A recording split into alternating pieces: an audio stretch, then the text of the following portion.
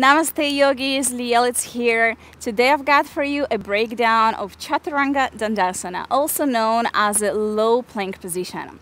So Chaturanga Dandasana is an amazing pose to build your upper body strength, to strengthen your arms, your core, and this is also your foundation almost to every arm balance. Now, we do Chaturanga Dandasana over and over again in most yoga classes as a transition in between short sequences or single yoga poses. Now, most of the time, practitioners lose it because they are not aware of their alignments.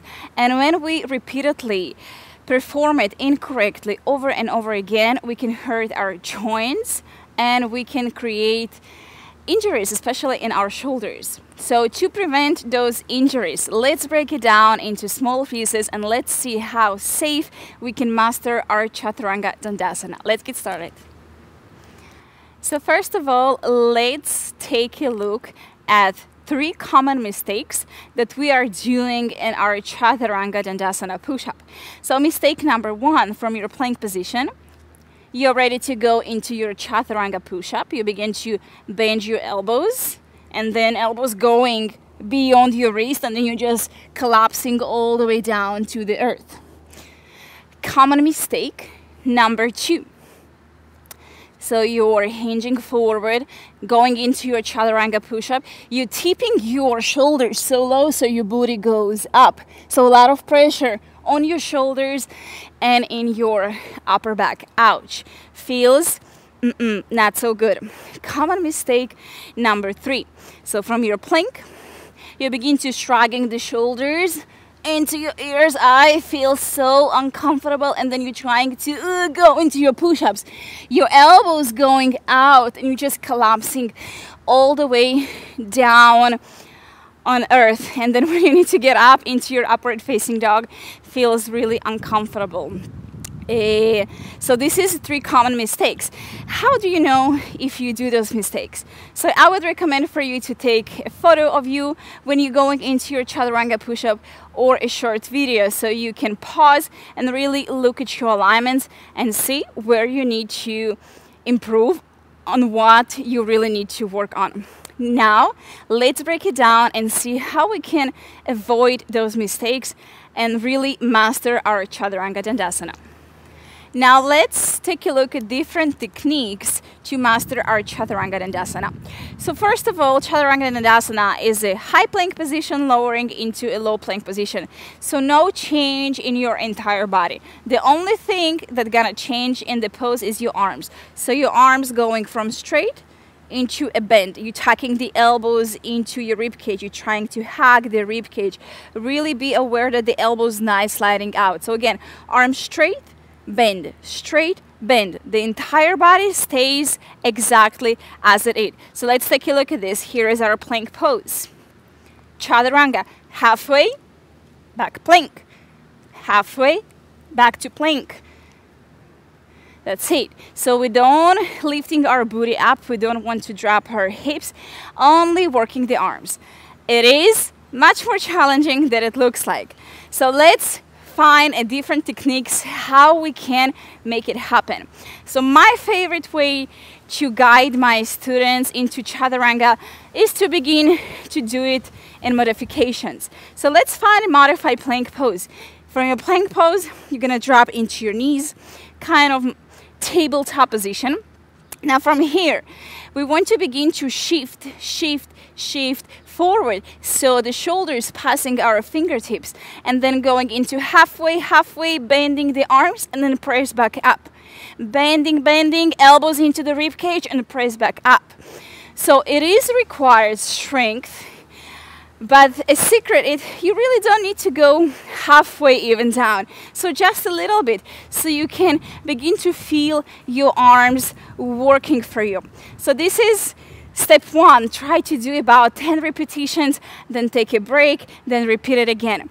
Now step number 2, and one of my favorites that helped me along the way to work on my Chaturanga. I had the worst Chaturanga in the world. So a strap, a belt, or I'm using this band, you're just gonna put it all the way above your elbows. just this way. And what it's gonna help you with, it's gonna help you to slide the elbows down. It's squeezing your arms towards each other, and then when you're tucking your elbows, it's gonna go right into the rib cage. So let's begin from your tabletop position. You're gonna hinge forward, shoulders passing your wrist, and then lower halfway. Look how my elbows easily goes into my rib cage. Then press back, halfway, press back. Keep your core really tight, tailbone tucked. Make sure that you don't do this. So avoiding this. So tailbone always tucked. Squeeze your glutes, engage your core, hinge forward, halfway, press back, halfway, press back. So here's another way. When you feel you don't need the strap anymore, now we're gonna pay attention to our shoulders, how low the shoulders go. Shoulders never gonna go below our elbows. They can be a little bit higher, but never lower. When they go lower, we're pulling our trapezius muscles, and here we can create a shoulder injury. And I can tell you about 90% of practitioners, they do this. This is one of the biggest mistakes. So to avoid this, you can use props. Blocks, they are amazing. You're gonna place your blocks shoulders width apart. Find your modified plank pose. From here, hinging forward, shoulders passing your wrist, lower halfway, and just rest your shoulders on a block. Press back, and then again, go lower halfway, and just rest the shoulders here. Tuck the elbows into your rib cage. Pay attention to the alignments. We never again want to drop the shoulders below the elbow. When this becomes easy for you, then you are ready to do the same from your plank pose. So let's find our plank pose. Shoulders over your wrist, charging the heels to the back. Everything is really strong and engaged. You're coming on the balls of your tippy toes, then hinging forward, shoulders passing the wrist, then halfway, lower here. Keep your glutes squeezed, inner thighs toward each other, and press back up. And then lower and rest. Try to create that muscle memory in your body. You can always drop down to your knees when it's too much. Now, when you're practicing from your plank and you don't have any props, you don't have the block, you don't have the strap, but you really want to take one step further. So if you don't have the strength yet to pause and halfway, lower all the way down. So here is our plank pose. Shoulders over your wrist, hinge forward, forward, begin to bend, and then lower all the way down. Tuck your toes under and press yourself into upward facing dog. But try to do your best when you're lowering to pause halfway or just drop to your knees. Don't try to rush the process. Really enjoy your journey. So number one rule in yoga practice is safety. When you practice safe, it will blow your mind what your body is capable to do.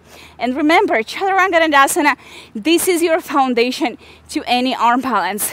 Crow pose, side crow pose, running man. In those poses, we always want to find those Chaturanga arms. When you don't have it in your Vinyasa practice, so probably it will be a long journey to work towards your arm balances. So please practice safe. Take it slow, drop to your knees, use a strap, use a block, keep everything engaged. Take of yourself videos, photos, and just see how you're growing along the way. Practice, make it perfect.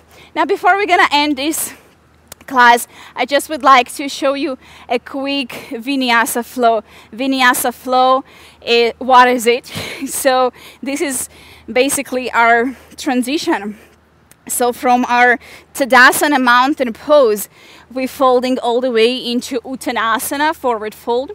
Then from here we're going into halfway, hands onto your shin bones. We want to create straight energy line from tailbone all the way to the crown of your head. Fingertips can reach to the earth as long as you're not dropping your shoulders. So halfway, core really tight and engaged.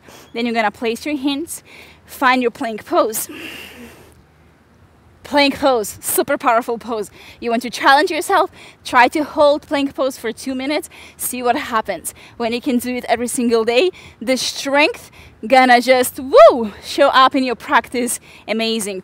Now hinge, hinge, hinge, hinge forward, halfway chaturanga, squeeze those glutes, flip your toes, upward facing dog, gaze up, roll the shoulder, hips back, tuck your toes, use your core to lift your seat bones high and up, downward facing dog. So that's it. Here you have it, a breakdown of Chaturanga Dandasana. Let me know if you have any questions. Please share with me how your practice is going. I really love your lovely comments. So namaste for tuning in, and I will see you really soon. From my heart to yours.